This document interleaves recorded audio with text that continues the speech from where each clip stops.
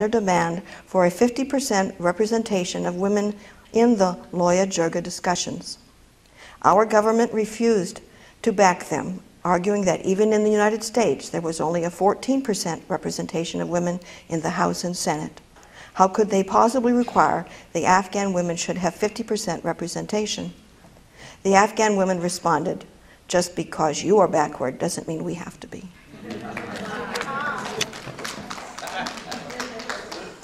I believe we have come here to this plane at this time with a great task before us.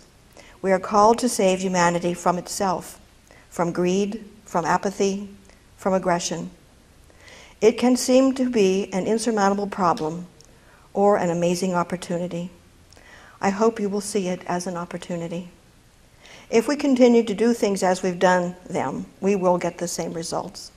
We must think in new directions, try things we may believe can't possibly work. We must give up our prejudices and our preconceived notions. We need to talk to each other, and here's the hard part, really listen. I have dedicated the remainder of my life to promoting peace. Peace to me is not merely a lack of violence, it is a creation of a healthy and joyful environment for all living things. May the Goddess bless each and every one of you with love, long, healthy, and joyful lives. Blessed be. Oops. Oh, you need that. I got it before it fell down this time. Thank you, Candace. Next to present is Pastor Bob Storkig of the, Mel Hecht. Rabbi Mel Hecht is next on the list, that's right. It doesn't matter too much either way, but it is the way it's on the list, so we'll go with it. So Rabbi Hecht, thank you for joining us today to share your thoughts and personal reflections at this time. You know, I'm already compromised in that I'm being asked to stand in one place. But here you go. Because I take... Feel free. Oh, God bless you. I'm known as, I've named myself, the Wandering Jew of Las Vegas. Let me, I have a whole... Whoa. Now you're going too far. Now you're going too far. Here. Carry on. I have a whole bunch of thoughts running through my mind. In order to get some coherency, I thought I would follow the line of those who have spoken thus far, because I sensed in it, and I think everyone in this room sensed, Ein chadash tachat hashemesh, there's nothing new under the sun. We have, by our particularity, the ability to reach for that which is beyond us in a way unique not only to how we see the world, but how our culture has influenced us to respond to that force or source in that particularistic way.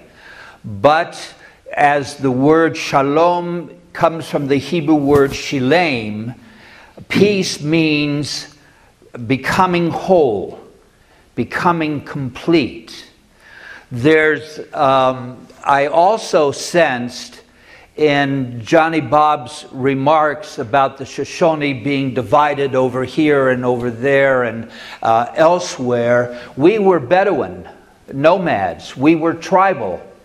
And we didn't come together except when we needed a war chief to lead us against the aggression that would destroy all of us. So we would unite for those occasions, and then each tribe would go back to its own region. The movie Avatar was very much that way. We've talked about connectedness of earth, water, sky, fire, all the things that allow us to live as fully as we possibly can. Our people, the Jewish people, the Israeli, the Hebrew people, and Ivri means Bedouin, it means to cross over, were very much connected to the earth. they were connected in recognizing that there was an interrelationship between ourselves and the earth. And where we were taking the life of a living creature, we had to offer a prayer on behalf of that creature.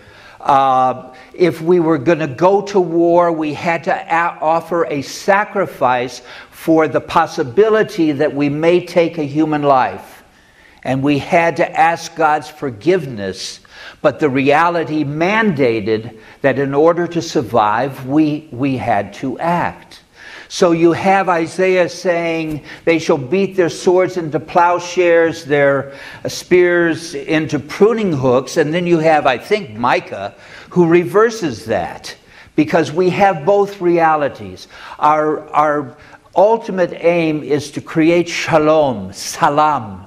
It is our ultimate aim to become whole.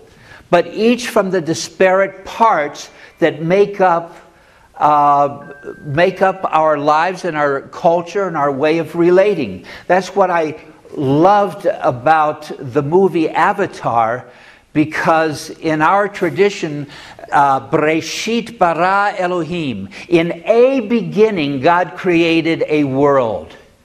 Okay, not in the beginning, not the be-all and end-all of creation, but one aspect.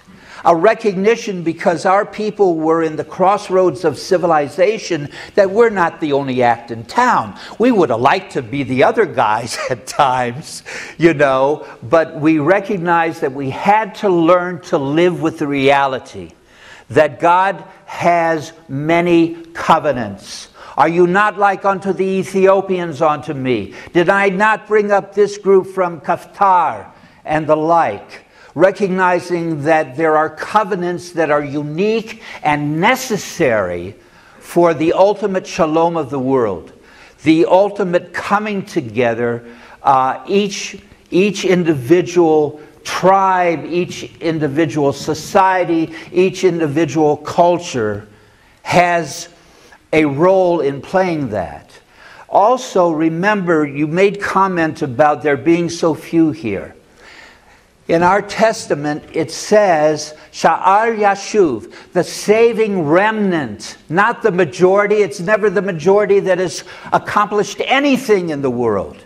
It's always those who recognize that there needs to be a higher purpose, and at some point in time, their struggles and their sacrifices become the word of the day. It's been building over centuries and millennia, all reaching for something called freedom. But not freedom in the sense of a 4th of July, where you simply got independence, but a freedom meant for the acceptance of Ol Malchut HaShamayim, the yoke of the kingdom of heaven. We're going to celebrate Passover starting tomorrow night. And that's what it's all about. Not freedom from, but freedom for. God needed us at a mystical place called Sinai, there to give us the kind of guidelines that will help us in remaining sensitive to the world. The Avatar movie, when they killed the animal that was attacking, she said a prayer. The trees of life, the tree of life and the tree of knowledge is an avatar, as the community tree being the tree of knowledge, and the tree of lights, their ancestors, being the tree of eternity. So one is of knowledge and the other is of life. What can life be other than chayim? Substantive existence, a cooperation between all. Remember how the tribes in Avatar came together when their whole survival was at stake. How they left their areas of concern and united. And even the animals sensed it. And that's why we need to keep that connection. I used to make fun of the fact that when I was in Tel Aviv, I would see Sukkot on apartment condominium balconies. You know, a Sukkot is a booth. without, where you can see the heavens above so that you know, and it's open on at least one side, and it's very fragile. That's to teach us the fragility of life. I remember being out at Mercury, you know, on so many times, and once in a while on Sukkot, to build a sukkah there as representative of how fragile our world is. You know, Isaiah also said, people will cry peace, peace when there is no peace. It's out of my comprehension that we would take something as potentially lethal to humanity as nuclear power and try to use it for a good purpose. It has no place because it's the risk involved can mean the totality of destruction. And most certainly the Japanese people know the full force of nuclear power. Oh, I wanted to cry. I wanted to crawl in a hole after that. But don't think for a moment that your actions don't ultimately lead the whole to ask for peace. Now, my wife and I were helpful in getting the great peace walk that went through, began in California, sort of almost died here, and then a group of us got together and we helped them reform. And when they got to Washington, they finally asked permission to go to Russia, because Americans across America would say, you ought to try this in Russia and see how far you get. Okay? Well, Gorbachev had his glasnost perestroika at this time. So he allowed 200 Americans and 200 Soviets to come forward. So in 1987, my wife and I went, and in 1991, my wife and then 5-year-old daughter, who is now 25 going on 26, went to Kazakhstan, Nevada Semipalatinsk, the Russian equal to the Mercury, Nevada. And shortly thereafter, the Russian Iron Curtain was no more. By your actions, you can change history. You do it by remembering what was for the sake of the moment of the present, which will ultimately pass to the future, and what it is we contributed to the prospect of shalom. Amen.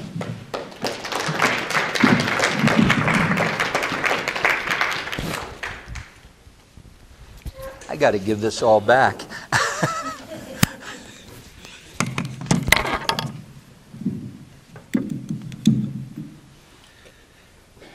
Thank you, Rabbi Hecht. That was very moving. Now I'd like to welcome up Pastor Bob Stoikig from Boulder City, and thank you for coming to share.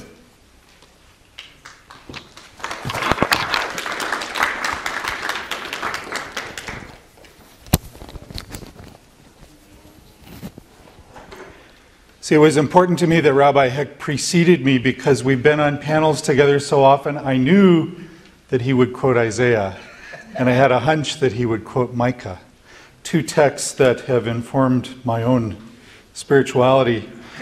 To them, I want to add one line from the Second Testament, from the 5th chapter of Matthew, Jesus' Sermon on the Mount, where he says, "Blessed are the peacemakers." It's important to know that he didn't say, blessed are the fans of peace, blessed are the peace lovers. He said, blessed are the peacemakers. And the fundamental call to be people who make peace is a call that I take very seriously from my Catholic tradition.